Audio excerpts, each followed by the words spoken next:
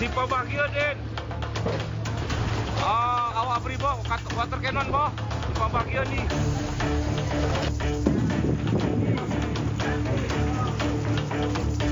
Kebakaran hebat terjadi di Desa Bertoda, Kabupaten Bener Meriah, Aceh.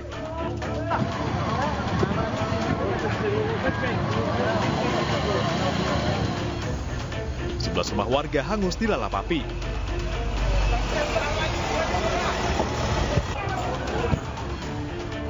Api semakin membesar karena terdorong angin kencang. Untuk memadamkan api, BPBD Bener Meriah menurunkan 6 mobil damkar. Api berhasil dipadamkan 1 jam kemudian.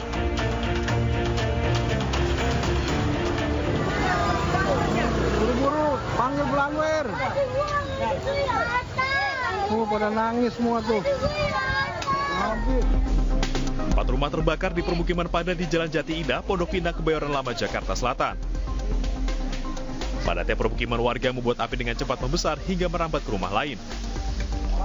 Sementara itu, api mulai bisa dipadamkan setelah 13 unit mobil damkar dikerahkan ke lokasi. Api diduga berasal dari kompor salah satu rumah yang ditinggal saat sedang memasak. Tidak ada korban dalam peristiwa ini.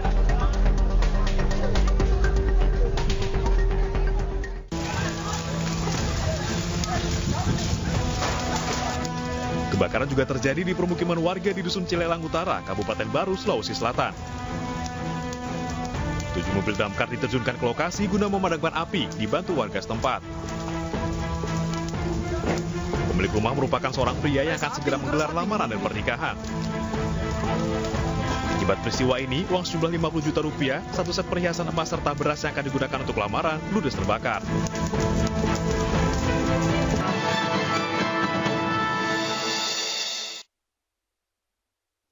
Kita ke informasi pertama, pemirsa mengaku dibegal. Seorang pemuda di Kutai Kartanegara, Kalimantan Timur ini tergeletak di pinggir jalan dengan luka di bagian perut. Iya, namun belakangan diketahui korban merekayasa pembegalan dengan melukai diri sendiri karena bingung memenuhi mahar untuk menikahi kekasihnya.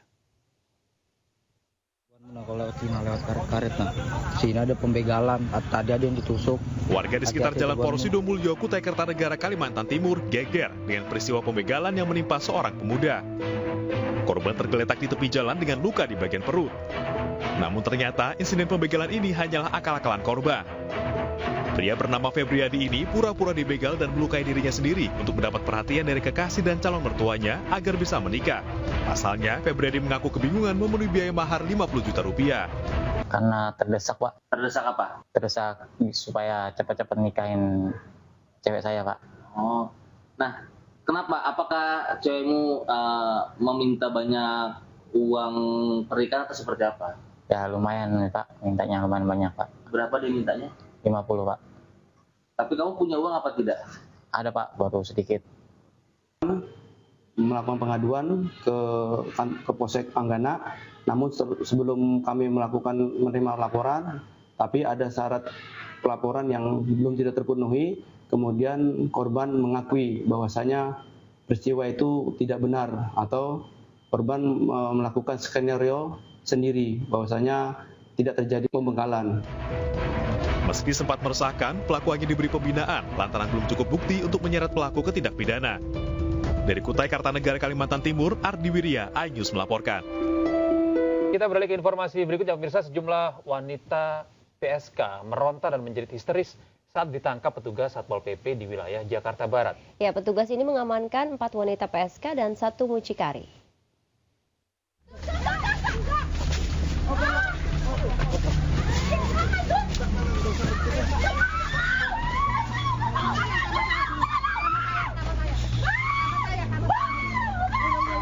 Sejumlah wanita pekerja seks komersial teriak histeris saat terjaring razia yang digelar petugas Satpol PP Pemkot Jakarta Barat.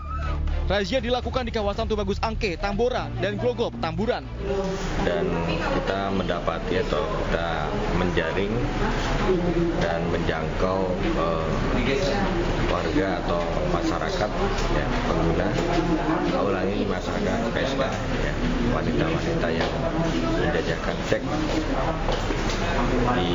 Ada 4 wanita dan 1 anjing. PSK yang terjaring razia dibawa ke Panti Sosial Kedoya, Jakarta Barat untuk mendapatkan pembinaan. Dari Jakarta, Miftahul Gani, iNews melaporkan. Pemirsa, warga di Kampung Bayam cekcok dengan ratusan petugas keamanan dari PT Jakpro. Ya, warga ini menolak untuk mengosongkan unit rumah susun mereka hingga akhirnya terjadi saling dorong.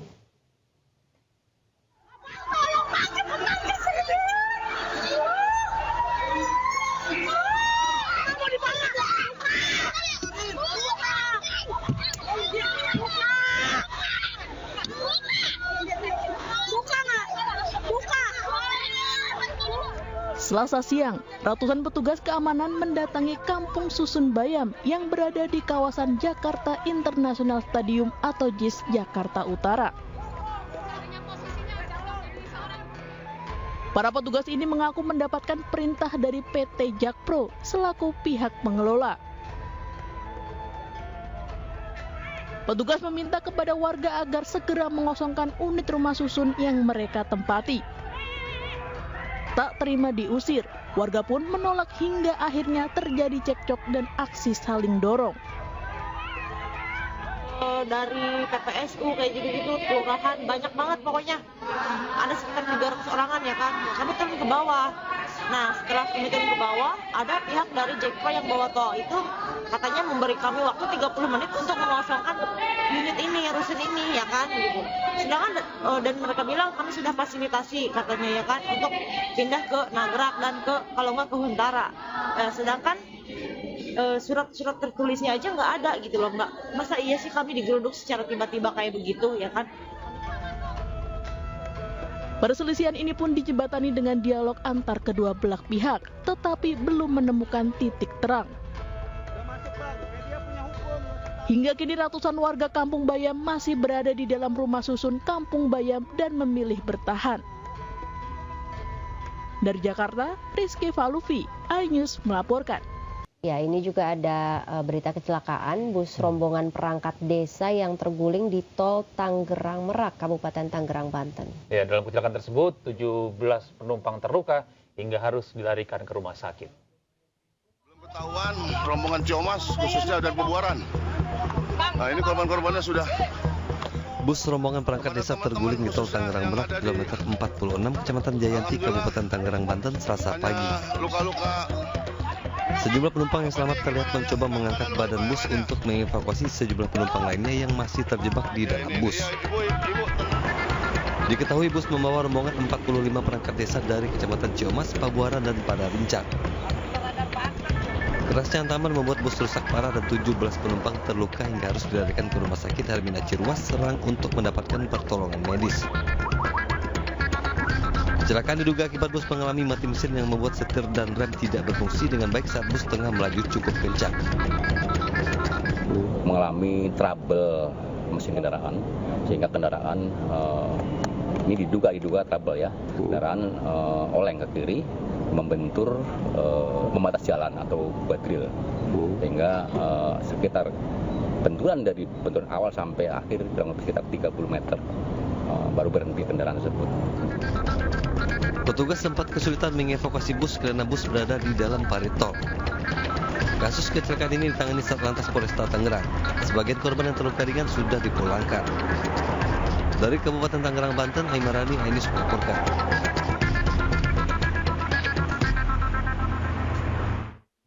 Keributan dua pengendara mobil di area parkir sebuah rumah makan cepat saji di Kemang, Jakarta Selatan viral di media sosial. Seorang mama pengendara mobil enggan bertanggung jawab kemudian kabur usai menabrak mobil lain. Nggak bisa keluar. Lihat dulu panahnya. Oke, kalau gua salah kenapa? Kan gua emang langsung belok kanan. Iya, ibu salah, berarti kan ibu udah salah, ibu udah nabrak nih. Saya minta tanggung jawab ibu. Kamu juga minta tanggung jawab saya. Nggak bisa, ibu yang nabrak saya. Ya, saya nggak mau. Inilah video amatir keributan dua pengendara mobil di area parkir sebuah rumah makan cepat saji di kawasan Kemang, Jakarta Selatan yang viral di media sosial. Kalau mau belok, itu lihat dulu Bu, kirinya ada orang atau enggak. Ibu nih saya udah nongol nih, muka saya nih. Ibu jebret aja dah. Nah sekarang lihat. Keributan bermula ketika salah satu mobil yang dikendarai emak-emak menabrak bagian kanan mobil lain. Bukannya bertanggung jawab kepada pemilik mobil lain, emak-emak yang mengendarai sedan hitam tersebut justru kabur meninggalkan korban. Mobil gua bilangin ngatin aja ya. Yang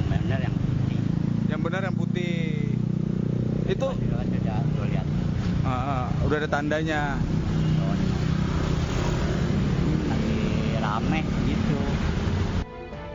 Walaupun tidak menelan korban jiwa, namun dihimbau kepada para pengendara untuk tetap berhati-hati dan saling menghormati selama mengemudi, serta siap bertanggung jawab jika terjadi hal-hal yang tidak diinginkan. Dari Jakarta dan Helmi Sajangbati, iNews melaporkan.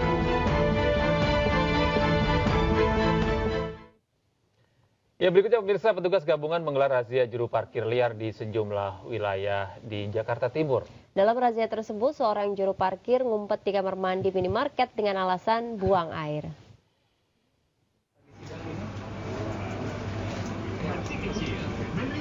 Kasih tahu aja nggak apa-apa. Aksi kucing-kucingan juru parkir liar yang bersembunyi di dalam kamar mandi berhasil dipergoki petugas. Masih lama nggak, Mas? Lagi ngapain? Jangan lama-lama ya. Ngapain dia? Juru parkir liar yang beralasan buang air ini langsung diamankan petugas dan didata serta diberikan surat tilang. Tak hanya bersembunyi di kamar mandi, seorang juru parkir lainnya juga berpura-pura menjadi pedagang kaki lima sebelum akhirnya turut diamankan petugas. Sementara seorang juru parkir sempat menolak diamankan dan mengaku telah menyetor uang keamanan sebesar Rp100.000 per hari ke oknum pensiunan aparat dan ormas. Berapa sehari? Pokoknya 100 itu dia yang bagikan, dia yang ngatur. Ormas ya? Sama siapa lagi? Mantan Babinsa. Siapa namanya? Muhyiddin. Itu tiap hari? Dari razia yang digelar di sejumlah minimarket di kawasan Jakarta Timur yang dilakukan petugas gabungan Sudinhub Perhubungan, TNI Polri, dan Satpol PP, belasan juru parkir berhasil diamankan. Selain didata dan diberikan surat tilang, petugas juga menyita atribut yang dipakai juru parkir seperti rompi dan topi dishub. Dari Jakarta, Rio Manik, iNews melaporkan.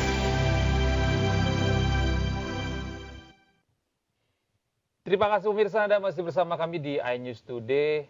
Pemirsa, kita beralih ke informasi bencana akibat bencana banjir bandang Sungai Malona yang berada di Kabupaten Tanah Datar, Sumatera Barat mengalami kerusakan. Petugas Balai Wilayah Sungai Sumatera mulai melakukan normalisasi untuk memperbaiki alur sungai.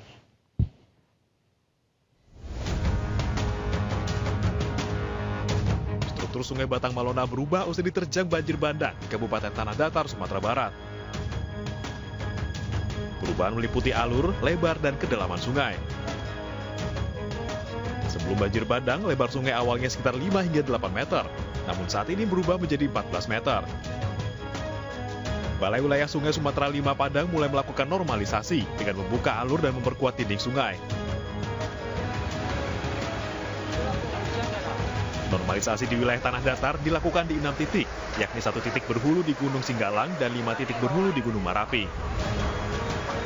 Kegiatan normalisasi dengan cara membuka alur kembali ke sungai existing.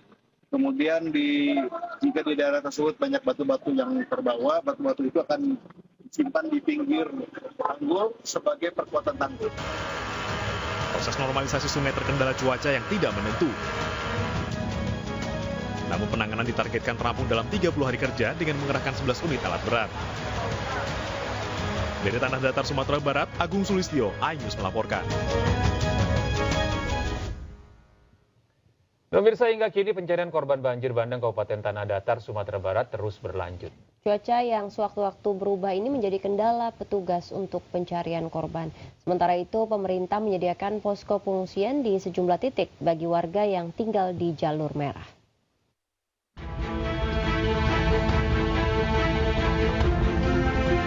Tim SAR gabungan terus mencari korban yang masih dinyatakan hilang dalam bencana banjir di Kabupaten Tanah Datar dan Agam, Sumatera Barat. Cuaca serta medan yang berlumpur menjadi tantangan petugas.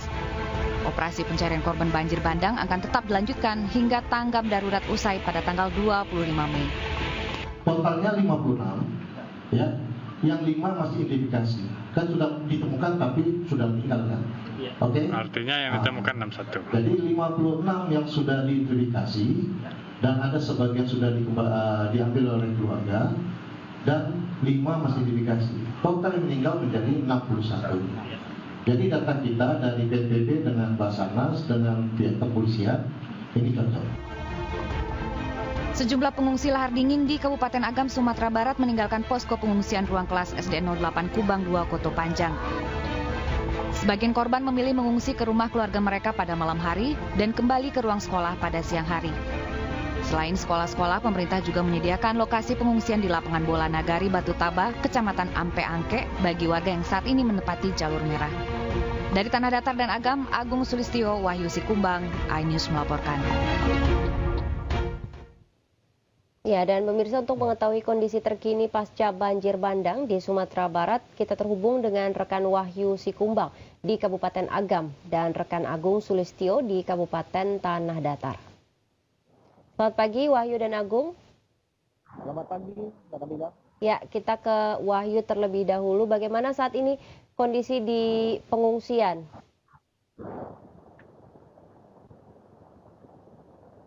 Ya, Wahyu. Ya, masih terkendala sinyal. Sepertinya kita menuju Agung Sulistyo. Agung, bagaimana situasi pengungsian saat ini di tempat Anda melaporkan? Baik, untuk saat ini saya berada di Lembah Anai, di Kabupaten Tangerang. Dan ini merupakan jalan nasional yang menghubungkan antara padat dan tinggi. Yang pada kejadian kemarin mengalami karena diterjang banjir bandang yang bersih dari dan untuk saat ini proses perbaikan jalan ini sedang disebut untuk bisa berdiri kembali dan dipastikan penanganan sama. Dan kemudian kita sendiri seperti Jalan Sungai Malona itu juga masih dikerja untuk proses perbaikannya. Jadi Sungai Malona itu kan lebih kurang panjangnya 4 km dan 8 alat berat juga dikerahkan untuk membuka jalur tersebut. Ya, kita coba lagi untuk bergabung dengan Wahyu Sikumbang. Selamat pagi Wahyu. Selamat pagi Gede dan Ratu. Ya, baik Wahyu, bagaimana situasi terkini di pengungsian? Ya, Gede dan Ratu, saat ini saya berada di pengungsian masih di SD 08 Kubang 2. Di sini 3 ruang kelas masih digunakan sebagai tempat pengungsian, sementara di ruang-ruang belajar lain juga digunakan oleh para relawan dan bidang logistik. Di sini dapat kita lihat bahwa tadi malam itu ada ruang kelas ini, pengungsian ini akan kelihatan pengungsian ini mulai kosong karena para pengungsi memilih bermalam di rumah keluarganya. Tadi malam di ruangan 1 ini hanya ada 2 pengungsi dan hari ini sudah mulai kembali satu persatu, sudah ada 3 pengungsi. Hal yang sama juga berlaku di ruangan yang lain. Dapat saya informasikan di sini bahwa sekolah dasar ini akan digunakan sampai 27 dan ini akan dikosongkan untuk pengungsian dan akan kembali digunakan sebagai tempat belajar mengajar karena anak sekolah di sini tanggal 3 April, Mei, Juni nanti akan mengikuti ujian. Begitu. Jadi Ya, Wahyu, kemarin Pak Joko Widodo sempat datang begitu ya ke sana dan berbicara mengenai relokasi. Nah, seperti apa nantinya akan dibantu oleh pemerintah relokasi bagi masyarakat yang terkena dampak? Ya, ini waktu relokasi disiapkan, lahan untuk relokasi itu disiapkan oleh pemerintah Kabupaten Agam dan pemerintah provinsi. Nantinya masyarakat yang mau direlokasi itu akan dipindah di lahan yang telah disetujui. Sebanyak sekitar 100-an pemilik rumah itu sudah mengaku menyetujui untuk pindah dengan catatan tidak jauh-jauh dari di antara Kabupaten Agam ini dan sekitar Bukit Tinggi. Sementara untuk pengungsi yang lain, para pemilik rumah yang lain, mereka menolak untuk direlokasi dan meminta untuk bertahan di tempat rumahnya yang lama.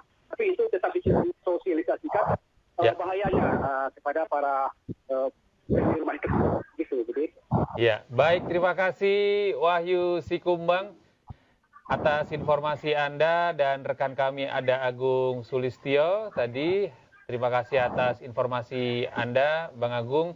Mas Wahyu, selamat bertugas kembali, selalu jaga kesehatan, dan semoga saja ini warga di sana juga dapat segera pulih dari bencana ini, dan memang ketika memang ada relokasi yang ke tempat yang lebih aman, memang seharusnya itu menjadi sebuah pilihan yang harus dipertimbangkan ya.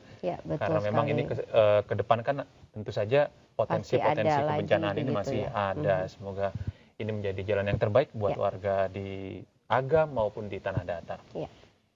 Kita beralih ke informasi berikutnya, pemirsa. Gunung Semeru, Lumajang di Jawa Timur kembali erupsi dengan tinggi kolom abu vulkanik mencapai 800 meter dari puncak. Berdasarkan laporan periodik Pos Pengamatan Gunung Api Semeru, dalam 12 jam terakhir Gunung Semeru terpantau mengalami 39 kali gempa letusan. Meski demikian, aktivitas vulkanik Gunung Semeru ini masih di radius aman, sehingga tidak menimbulkan dampak yang signifikan ke permukiman warga. Sementara itu, aktivitas penambangan pasir di jalur aliran lahar besuk Kerobokan masih berlangsung normal meskipun status Gunung Semeru masih berada di level 3 atau siaga. Terima kasih Anda masih di iNews Today. Pemirsa, kasus pembunuhan Vina dan Eki di Cirebon, Jawa Barat ini terus menjadi sorotan publik. Iya, 8 dari 11 pelaku telah divonis pidana. Namun, kejanggalan diungkapkan warga sekitar lokasi kejadian yang menyebut proses penangkapan berlangsung sangat cepat.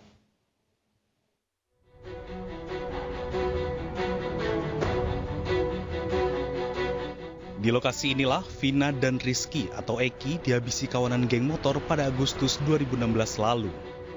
Kebon yang berada di gang sempit Jalan Perjuangan, Kecamatan Kesambi, Kota Cirebon menjadi saksi kebengisan kawanan geng motor saat mengambil nyawa dari kedua sejoli tersebut.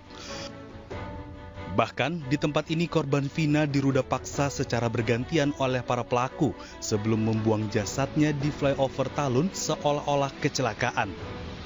Di lokasi ini pula, kepolisian Polres Cirebon Kota menangkap ke-8 pelaku. Namun kejanggalan demi kejanggalan terkuak. Salah satunya yaitu proses penangkapan ke-8 pelaku yang terbilang berlangsung sangat cepat. Hal ini diungkapkan oleh saksi mata yang menyaksikan langsung kejanggalan proses penangkapan di sekitar lokasi. Pas waktu itu kejadiannya itu pas waktu penangkapannya di sini. Pas saya lagi ada jualan sore di sini masih belum tutup.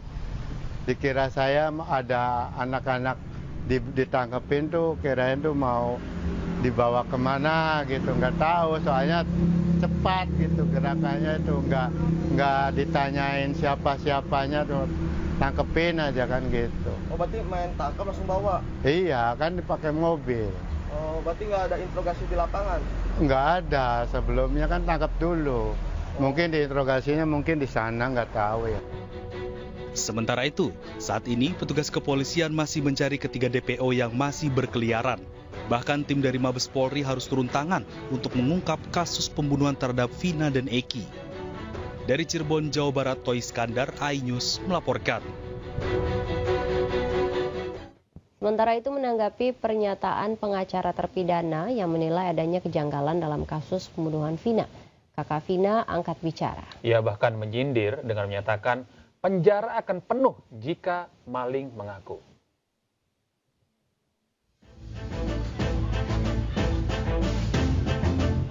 Adanya kejanggalan dalam kasus pembunuhan Vina dan Eki disangkal oleh kakak Vina, Marliana. Keluarga Vina mengaku kaget setelah ramai pemberitaan kejanggalan hingga salah tangkap terpidana dalam kasus pembunuhan Vina dan Eki. Menurutnya tak masuk akal jika terjadi kejanggalan hingga salah tangkap pelaku, karena bukti yang ada cukup lengkap. Kaget pasti. Kagetnya gimana, Mbak? Kagetnya nggak nyangka atau bagaimana? Nggak nyangka ya, bukti sudah ada tapi mereka mengelak gitu. Takutnya di situ sih. Termasuk yang informasi salah tangkap itu? Iya. Bukti apa sih Mbak yang merasa menurut Mbak kuat tuh Mbak? Otopsi. Tapi kan mereka juga menyangkal bahwa tidak ada penusukan Mbak. Itu gimana tanggapannya? Kalau itu kan mereka bilangnya hanya di korban yang laki-laki. Kalau korban yang perempuan itu kan terdapat benda tajam itu. Oh ada. Sebelumnya terdapat berbagai kejanggalan dalam kasus pembunuhan Vina dan Eki yang diungkapkan kuasa hukum terpidana. Bahkan kuasa hukum terpidana meyakini penangkapan terhadap 8 tersangka adalah salah tangkap. Dari Cirebon, Jawa Barat, Toy Iskandar, iNews melaporkan. Iya, ini bola panas kasus Vina ini lari kemana-mana begitu ya. Tidak hanya ke pihak keluarga, tapi orang-orang yang sempat menjalani pidana ini akhirnya satu persatu mengaku bahwa ada berbagai macam kejanggalan yang mereka alami. Nah, dalam dialog bersama Iman Wicaksono, pemirsa, keluarga tersangka pembunuhan Vina Eki mengaku anaknya mengalami beragam penyiksaan oleh polisi. Ya, mulai dari pemukulan, dibakar dengan rokok, hingga disetrum listrik. Nah, saya ingin tanya Pak, Bapak sempat menceritakan, mungkin Ibu atau Bapak yang lain juga silakan. Ada penyiksaan waktu pemeriksaan, betul? Betul, Ibu. Boleh cerita, Bu? Ya kan disetrum, dipukul pakai gembok. Itu cerita dari anaknya. Ada bekasnya dan lain sebagainya? Ada, Pak. Di kepalanya tuh, Pak. Bentuknya apa, Bu? Apa, Pak? Bentuknya apa? Bekasnya itu bentuknya apa? Kayak pitak gitu tuh, Pak. Karet gitu. Kata anaknya diapakan itu? Besok gitu tuh. Kan masih ada, Pak. Iya, diapakan sehingga bisa luka seperti itu? Sama gembok katanya sih. Pukul sama gembok. Oh, dipukul dengan gembok. Lalu disetrum bagian apanya dan apa bekasnya? Nggak tahu tuh kalau disetrum sih, katanya disetrum semua. Oke, jadi yang ada tandanya hanya di bagian kepala, pitak tadi? Iya. Hanya satu. Ada lagi mungkin Bapak Ibu yang punya tanda, anaknya yang mengaku disiksa, dan ada tandanya siapa? Ya, sekarang mah udah sembuh. Kemarin mah talinya dimasukin putung rontok. Di mana, Bu? Di telinga. Di belakang telinga? Di dalamnya, Pak. Oke. Ada bekasnya juga? Ada, sampai anak-anakku diobatin di Polda. Oke. Waktu itu sampaikan nggak ke pengacaranya? Sampaikan. Ya, sementara pemirsa, pengacara tersangka kasus Vina Eki mengungkapkan hasil forensik menemukan sperma dalam tubuh korban. Pengacara menyayangkan tidak adanya pemeriksaan yang mencocokkan sperma tersangka dengan sperma yang ada di dalam tubuh korban. Di dalam pemeriksaan dokter forensik itu ditemukan sperma di tubuh daripada wanita yang menjadi korban. Vina? Ya. Oke. Dan dokter forensik itu juga sudah diminta pendapatnya di dalam ruang persidangan. Seharusnya DNA sperma itu harus ditingkatkan DNA-nya untuk mengetahui itu milik siapa. Oke. Nah, klien kami kan ada dalam penguasaan pihak kepolisian, tapi tidak dilakukan. Hanya kalau kita melihat ke dalam konteks rumusan pasal yang persangkakan 338, 340 walaupun terbalik ya. Junto pasal 81 perubahan daripada undang-undang tahun 2002 dan sekarang undang-undang 2014. Memang di situ terumus ya. Pasal 81 itu harus juga mengadopsi pasal 76D menyangkut masalah kekerasan seksual kepada anak di bawah umur.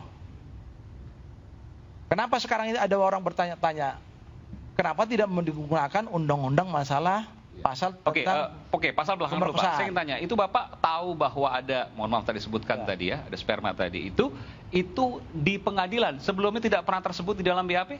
Tidak, karena BAP kan kita dapatkan jadi dari ada di penuntutan itu? Iya. Di kejaksaan maksudnya? Jadi ketika persidangan... saya konfirmasi dulu Pak, artinya tidak pernah ada pada saat penyidikan di kepolisian, di penuntutan ada? Karena itu dalam satu berkas. Enggak, Pak, saya harus tanya ke Bapak, Bapak harus fair juga nih. Ya. Hal tersebut di penyidikan di kepolisian ada tidak? Ada, pasti ada. Karena itu dimiliki oleh polisi. Ada. Artinya bukan hal baru dong, Pak? Bukan. Oke, baik. Karena otopsi mayat itu kan dimiliki. Janggalnya di mana menurut Bapak? Ya, artinya begini, kalau ada dalam hasil temuan dokter forensik di tubuh korban yang dibedah mayat, ya, tentu kan ada tindak lanjutnya untuk meriksa DNA. Ya. Ini sperma milik siapa? Dan itu ada dilakukan? Tidak dilakukan. Tidak pernah dilakukan? Tidak dilakukan. Sampai di pengadilan pun tidak pernah dilakukan. Lalu kemudian dari mana bisa dikatakan bahwa 7 pelaku itu bagian dari pemilik, mohon maaf ya, apa yang ditemukan tadi, sperma? Nah, itulah yang tidak terungkap dalam putusan hakim. Oke. Menarik kan? Berarti bahwa ada yang tadi katakan sperma itu berarti bahwa ada kekerasan seksual. Nah, kalau kita bicara dalam konteks bukan kecelakaan tunggal. Ya, oke. Begini. Kita juga harus berpikir dewasa. Kenapa saya ajak begitu? Kita tidak bisa langsung merumuskan bahwa sperma itu ada kaitannya dengan klien-klien kami.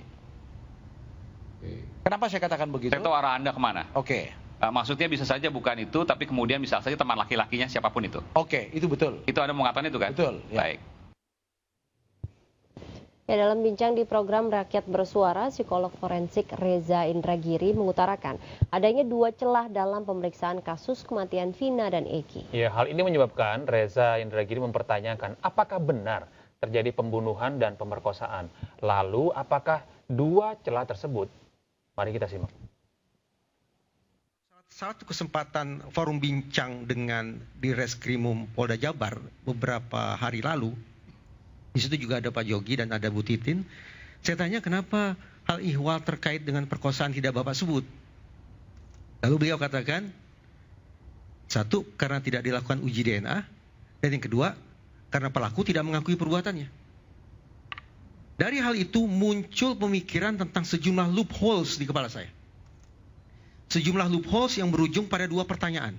2 pertanyaan inilah yang kemudian saya sampaikan sekali lagi ke Posko Presisi Mabes Polri, ke Kompolnas, dan juga ke Komisi Yudisial.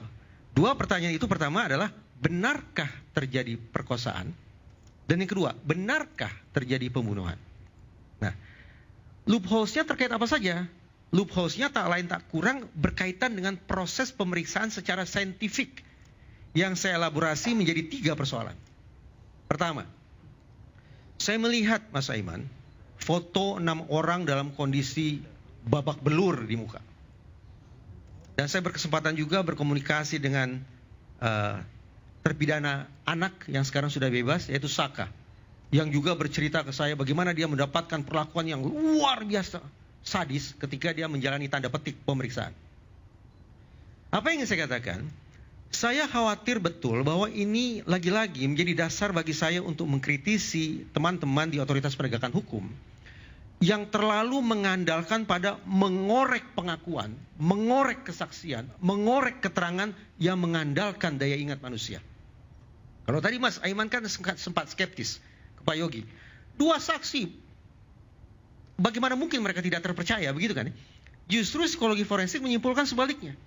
Barang yang paling merusak proses penegakan hukum, barang yang paling merusak proses pengungkapan fakta adalah ingatan manusia. Kenapa? Karena ingatan manusia mudah terfragmentasi dan mudah terdistorsi. Baik atas keinginan si terperiksa yang secara sukarela mengubah-ubah keterangannya, atau karena ada pengaruh luar. Entah itu iming-iming, entah itu penyiksaan. Jadi ketika ada sebuah proses pemeriksaan yang berujung pada BAP, kemudian BAP-nya dicabut di kemudian hari, ini memperkuat kekhawatiran saya. Bahwa jangan-jangan sudah dilakukan proses penegakan hukum yang sekali lagi terlalu mengandalkan pada mencari pengakuan atau keterangan yang sifatnya abusif. Itu loopholes pertama. Loopholes yang kedua, terkait dengan apa yang dinarasikan sebagai perkosaan. Tadi saya katakan, saya sempat bertanya ke Pak Direskrimum Polda Jabar saat ini, bukan yang bertugas sekian tahun silam. Beliau sebut kata, maaf, sperma. Oleh penasihat hukum, saya juga diperlihatkan hasil pemeriksaan. Ada kata sperma. Mas Aiman tadi langsung mengasosiasikan sperma sebagai akibat perbuatan para pelaku. Dengan kata lain, langsung tersimpulkan di kepala kebanyakan orang bahwa sperma merupakan barang bukti yang tak terbantahkan bahwa ini merupakan perkosaan. Bukan, itu pertanyaan apakah mungkin itu kemudian dari para pelaku, bisa juga kemudian dari korban juga. Mas Semian, dalam peristiwa ini, sebutlah ada berapa orang laki-laki? 8 orang sudah masuk UI. Ya. Betul ya? 3 sampai 4 orang katanya buron. Plus 1 orang lagi, yaitu laki-laki yang disebut sebagai teman dekat atau pacar Vina. Total ada berapa laki-laki? 13 orang. Yang ingin saya katakan adalah, sperma memang urusan kedokteran. Tapi latar psikis di balik datang atau keberadaan sperma itu urusan psikologi forensik. Saya ulangi ya, sperma adalah urusan kedokteran. Tapi latar psikis di balik keberadaan sperma itu urusan psikologi forensik. Konkretnya, sperma itu bisa datang sebagai akibat 2 hal. Pertama, sebagai akibat aktivitas seksual yang forceful. Kalau ini yang terjadi, maka sudah, ini pidana, ini kekerasan seksual, ini barangkali perkosaan. Pemaksaan itu yang pertama. Tapi jangan lupa yang kedua, sperma juga bisa datang akibat aktivitas seksual yang konsensual, yang mau sama mau.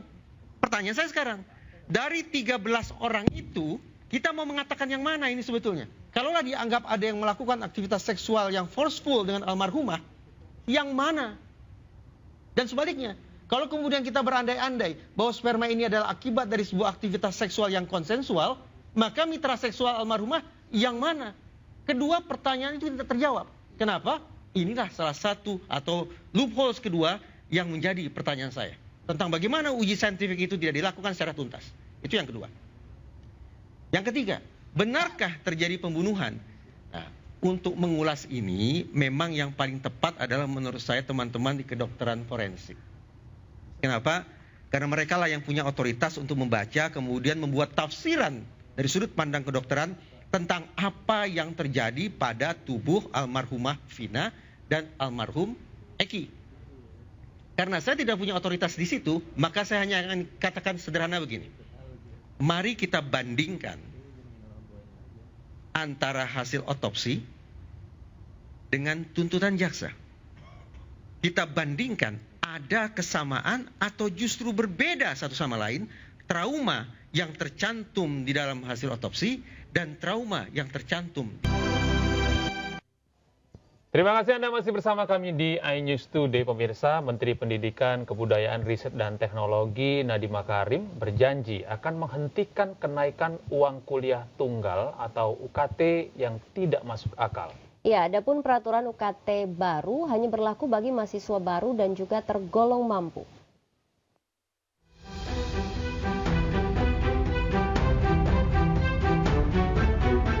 Mendikbud Nadiem Makarim berjanji akan menghentikan kenaikan uang kuliah tunggal atau UKT yang tidak masuk akal. Pernyataan ini disampaikan Nadiem saat mengikuti rapat kerja di Komisi 10 DPR RI Selasa siang. Nadiem berkomitmen akan mengevaluasi kenaikan UKT oleh perguruan tinggi negeri yang tidak wajar. Menurutnya peraturan UKT baru berlaku untuk mahasiswa baru dan tidak berlaku untuk mahasiswa lama. Dan hanya mahasiswa yang mampu membayar yang ditempatkan di kelompok UKT menengah dan tinggi sesuai dengan kemampuannya. Nah, jadi peraturan Kemdikbud ini menegaskan bahwa peraturan UKT baru ini hanya berlaku kepada mahasiswa baru, tidak berlaku untuk mahasiswa yang sudah belajar di perguruan tinggi. Sebelumnya gelombang unjuk rasa mahasiswa menolak kenaikan uang kuliah tunggal terjadi di berbagai perguruan tinggi negeri. Mereka memprotes kenaikan UKT yang dinilai memberatkan mahasiswa. Mahasiswa dari berbagai daerah di Indonesia menggelar protes hingga menggeruduk kampus, menuntut agar uang kuliah tunggal diturunkan. Tim Liputan iNews melaporkan.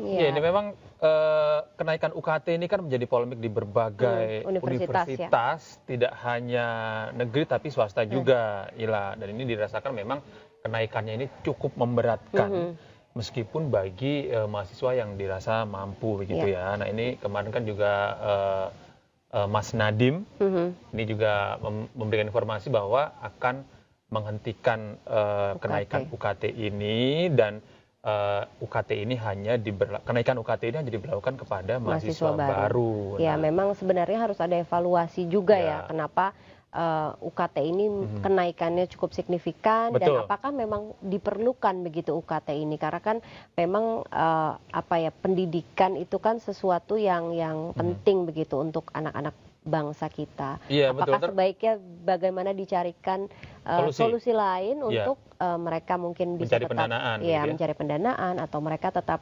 bisa, karena kan banyak juga perusahaan yang mengeluarkan CSR-nya begitu ya untuk pendidikan. Nah, seperti apa mekanismenya mungkin perlu evaluasi lagi lebih lanjut. Iya, sebenarnya kenaikan UKT ini juga bisa diterima dengan baik ketika sarana dan prasarana yang digunakan untuk proses belajar mengajar itu seiring dengan kenaikan itu. Tapi faktanya beberapa universitas menganggap bahwa kenaikan UKT itu tidak diperlukan karena fasilitas untuk belajar dan mengajar itu tidak diiringi dengan kenaikan UKT itu. Masih ada bangunan yang tidak layak, gitu ya. Fasilitas juga yang tidak lengkap, kursi yang kurang begitu kan, terus fasilitas internet begitu yang masih kurang gitu, dan itu yang bisa jadi salah satu sebab bahwa UKT ini dirasa kenaikan UKT tidak diperlukan oleh para mahasiswa. Nah, ini pemirsa, gelombang unjuk rasa mahasiswa ini menolak kenaikan uang kuliah tunggal ini terjadi di berbagai perguruan tinggi negeri. Mereka ini memprotes kenaikan UKT yang dinilai kan memberatkan mereka.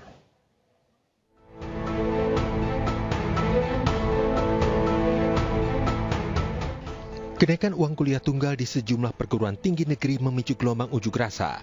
Mahasiswa menolak kenaikan UKT yang dinilai fantastis, bahkan hingga 5 kali lipat, dan tanpa informasi memadai. UKT adalah biaya yang dibayarkan mahasiswa di suatu PTN di tiap semester.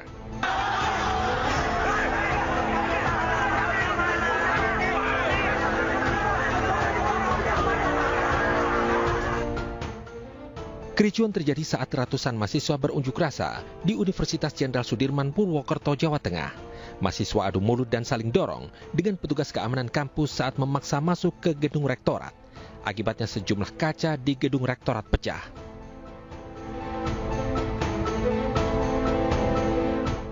Setelah saling dorong, mahasiswa menerobos masuk ke gedung. Namun saat itu Rektor Unsud sedang berada di luar kota. Para mahasiswa memprotes kenaikan UKT yang terlalu tinggi. UKT tahun 2024 bahkan naik 5 kali lipat dibandingkan tahun sebelumnya. Pihak kampus beralasan kenaikan UKT didasarkan pada berbagai pertimbangan, salah satunya biaya UKT yang belum pernah mengalami penyesuaian sejak tahun 2012.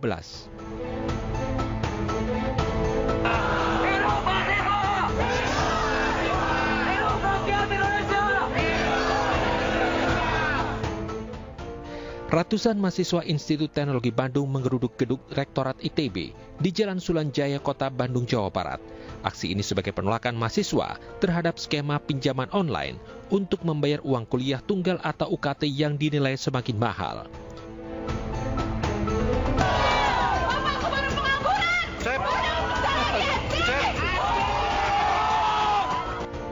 Sebelumnya ITB bekerja sama dengan perusahaan jasa pinjaman online Dana Cita untuk pembayaran UKT.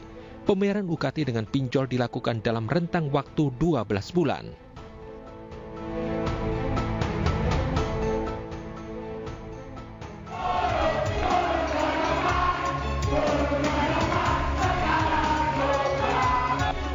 Di Malang, Jawa Timur, ratusan mahasiswa membakar ban bekas di depan gedung DPRD Kota Malang.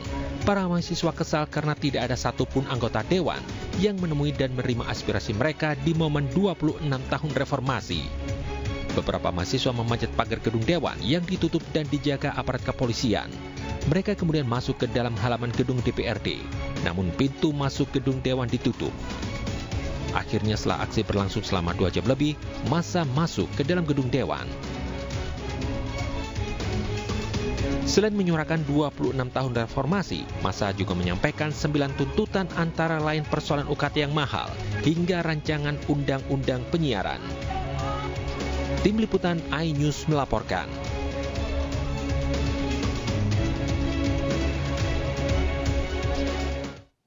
Pemirsa, Dewan Kehormatan Penyelenggara Pemilu atau DKPP hari ini menggelar sidang perkara dugaan pelanggaran kode etik asusila yang dilakukan oleh Ketua KPU Hashim Asyari terhadap anggota Panitia Pemilihan Luar Negeri atau PPLN di Jakarta. Sidang perkara kode etik yang tertutup ini rencananya akan menghadirkan Ketua KPU Hasyim Asyari dan anggota panitia yang menjadi korban pelecehan. Hasyim Asyari sebelumnya diadukan ke DKPP karena diduga melakukan tindakan asusila terhadap salah satu anggota panitia pemilihan luar negeri yang bertugas di Eropa.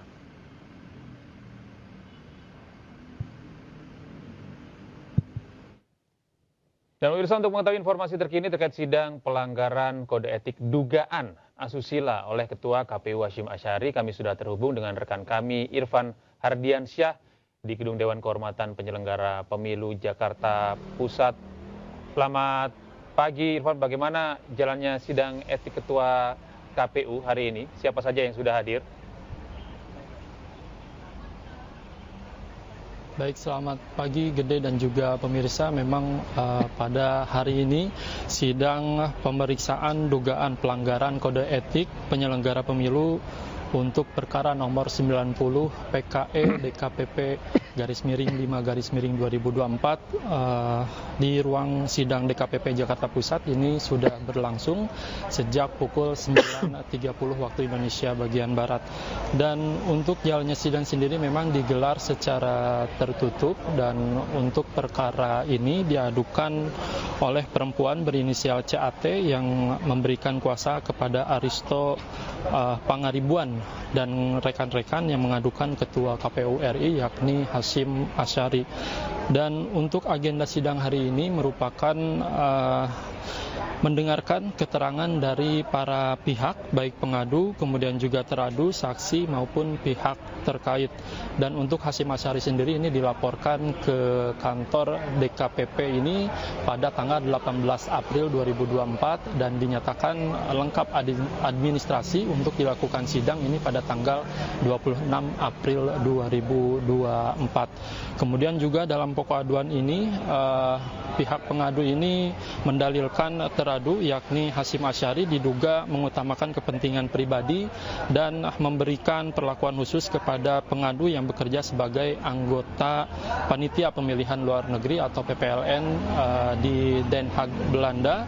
Dan untuk sidang hari ini sudah didatangi ataupun para pihak terkait ini sudah terlihat hadir, baik dari pihak pengadu, kemudian juga teradu yakni Hasyim Asyari. Dan untuk saksi-saksi kami belum melihat, dan DKPP ini menjadwalkan saksi ini yakni Desta Mahendra yang merupakan selebritis Indonesia diagendakan juga akan hadir ke kantor DKPP untuk dimintai keterangan sebagai saksi. Sementara demikian Gede dan juga pemirsa, kembali ke Anda. Desta, ini rencananya kami juga mendapat informasi ada anggota KPU Republik Indonesia juga yang juga turut dihadirkan ya?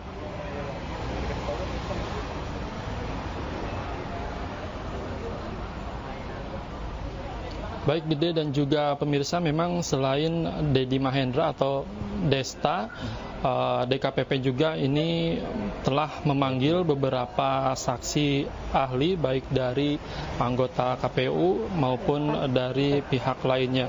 Dan saksi ini rencananya dihadirkan dalam sidang hari ini, yakni untuk anggota PPLN lainnya yakni ada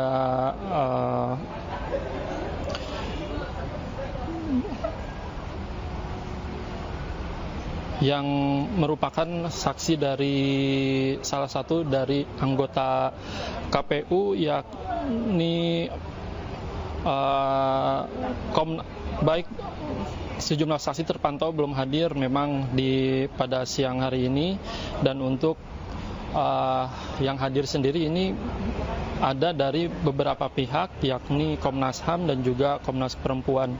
Dan untuk dari anggota KPU sendiri kami belum memantau untuk datang ke kantor DKPP untuk dimintai keterangan sebagai saksi. Gede. Untuk rencana sidang sendiri jam berapa rencananya, Irfan?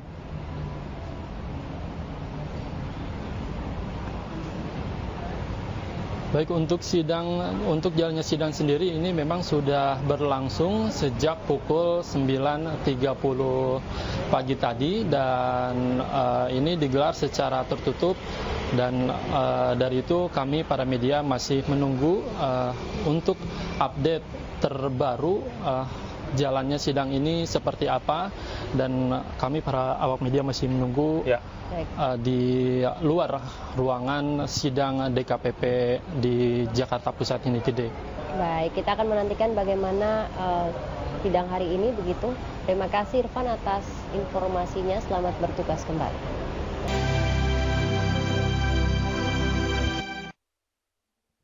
Ya, Anda masih bersama kami di iNews Today, pemirsa. Menjelang perayaan Hari Raya Waisak, para biksu dan umat Buddha melarung 1000 lentera di Sungai Progo, Magelang. Selain itu, api dharma yang akan digunakan pada puncak Waisak telah tiba di Candi Mendut.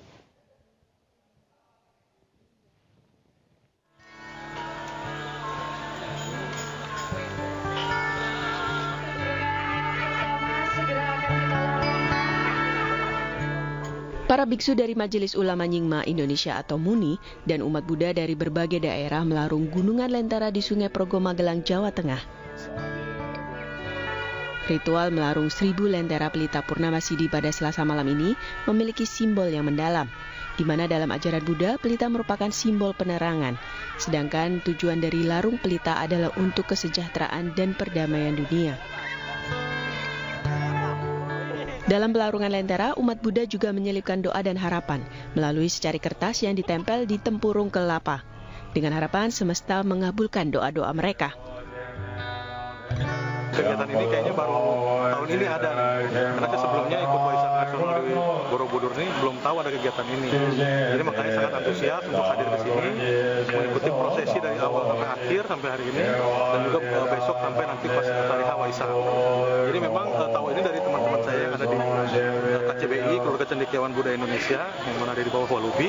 Kemudian saya ke sini dan saya tulis tadi harapan-harapan terhadap pribadi dan juga harapan-harapan terhadap bangsa kita ke depannya. Semoga terus damai, terus rukun, dan terus menjunjung tinggi Pancasila ke depan. Sementara itu, api dharma yang diambil dari Merapen pada Selasa pagi telah tiba di Komplek Candi Mendut, Magelang, Jawa Tengah. Kedatangan api dharma Waisak ini langsung disambut oleh biksu pengurus perwakilan umat Buddha Indonesia atau Walubi bersama beberapa pimpinan Majelis Umat Buddha. Api itu melambangkan penerangan. Ya, jadi api melambangkan penerangan, jadi seperti ajaran Buddha yang menerangi noda-noda batin daripada kita semua ini. Yang kedua adalah api ini melambangkan sesuatu yang berkobar. Jadi di dalam melaksanakan dharma, ritual-ritual dharma, nah itu harus dibutuhkan sesuatu yang namanya semangat. Usai tiba, api dharma ini disakralkan dan didoakan di altar puja bakti di pelataran Candi Mendut. Rencananya, api dharma ini akan dibawa ke Candi Agung Borobudur untuk sarana puja dalam perayaan Puncak Waisak pada 23 Mei mendatang. Dari Magelang, Puji Hartono, iNews melaporkan.